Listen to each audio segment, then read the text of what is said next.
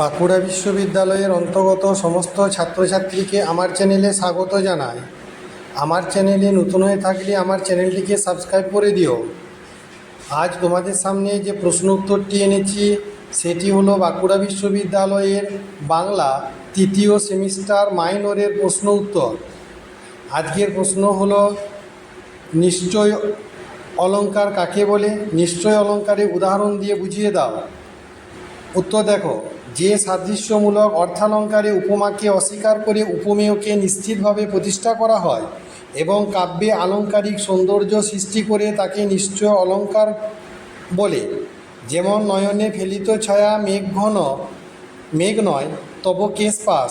আলোচ্য কাব্যাংশটির উপমেয় কেশপাশ উপমান মেঘ অস্বীকার্যবাচক শব্দ নয়। আমরা জানি নয়নে ছায়া ফেলার কাজ মেঘের নয়, এ কাজ কেশপাশের।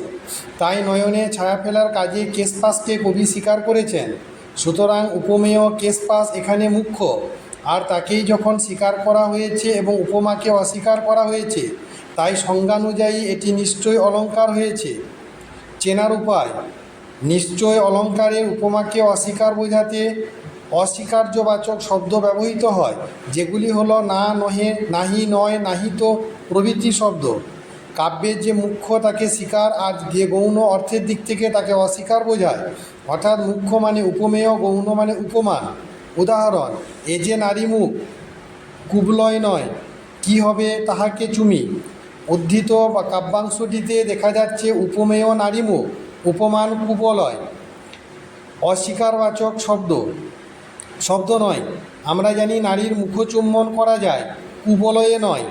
কবিও তাই মনে করেন, তাই এখানে উপমেয় নারী মুখ স্বীকার এবং উপমান কুবলয়কে অস্বীকার করা হয়েছে। অর্থাৎ নারী মুখ এখানে মুখ্য, কুবলয় এখানে গৌণ, তাই সংজ্ঞানুযায়ী এটি নিশ্চয় অলঙ্কার হয়েছে। পরবর্তী প্রশ্ন, সন্দেহ অলঙ্কার কাকে বলে উদাহরণ দিয়ে বুঝিয়ে দাও। যে সাদৃশ্যমূলক অর্থালঙ্কারে উপমেয় বা উপমান উভয় ক্ষেত্রে সমান সংশয় থাকে এবং কবিকল্পনায় চমৎকারিত্ব সৃষ্টি করে, তাকে সন্দেহ অলঙ্কার বলে। উপমেয় এবং উপমান উভয় ক্ষেত্রে সংশয়টি সাধারণত প্রশ্নাকারে থাকে। যেমন নারীর মুখে আজ কি দেখিলাম, নয়ন মাঝারে অশ্রু টলমল, কিংবা কমলে শিশির ঝলমল। আলোচ্য কাব্যাংশটির উপমেয় অশ্রু টলমল, উপমান শিশির ঝলমল। উদ্ধৃতাংশটিতে দেখা যাচ্ছে কবি মনে সংশয় দেখা দিয়েছে। কবি নারীর মুখে যেটি প্রত্যক্ষ করেছেন সেটি অশ্রু, আবার কমলে শিশিরও। তাই উপমেয় এবং উপমান উভয়ের ক্ষেত্রেই সমান সংশয় দেখা দিয়েছে। সুতরাং সংজ্ঞানুযায়ী এটি সন্দেহ অলঙ্কার হয়েছে। চেনার উপায়: ক, উপমেয় এবং উপমানের মধ্যে সমান সংশয় বা সন্দেহ থাকে। খ, কাব্যাংশে অধিকাংশ ক্ষেত্রে প্রশ্নসূচক চিহ্ন থাকে, তবে তার ফলে উপমেয় ও উপমানের সন্দেহটা স্পষ্ট হয়। উদাহরণ: সোনার হাতে সোনার কাঁকন কে কার অলঙ্কার। আলোচ্য কাব্যাংশটির উপমেয় হাত, উপমান সোনার কাঁকন। রমণীর হাতে সোনার কাঁকন বা কঙ্কন পরানো হয়েছে। কবি মনে সংশয় দেখা দিয়েছে, সোনার কাঁকন হাতের শোভা বাড়িয়েছে নাকি হাতই সোনার কাঁকনের সৌন্দর্য বৃদ্ধি করেছে।